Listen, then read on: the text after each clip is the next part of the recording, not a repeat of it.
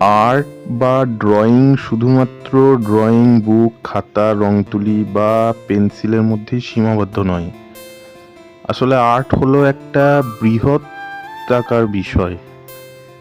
অর্থাৎ আর্ট বা ড্রয়িংয়ের ক্ষেত্রে শুধুমাত্র শিল্পীর ড্রয়িংয়ের পদ্ধতি যথেষ্ট নয়, সেক্ষেত্রে শিল্পীর মানসিক স্থিতি, পুরো ছাত্র জীবনে তার সম্পূর্ণ অভিজ্ঞতা এবং যে কোনো দৃশ্যের ওপর তীব্র অনুভবিক যে মনোভাব, সেটা যথেষ্ট গুরুত্বপূর্ণ ভূমিকা পালন করে। কিন্তু এই ব্যাপারটাকে বুঝতে হবে।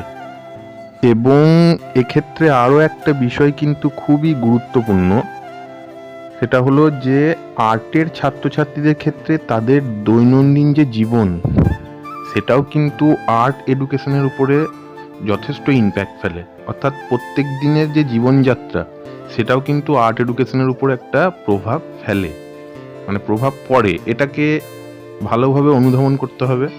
ছবিটা ভালো লাগলে লাইক করো, শেয়ার করো, প্রচুর পরিমাণে কমেন্ট করো। আর কালার পোর্শনটা আমি পরের পর্বে নিয়ে আসছি।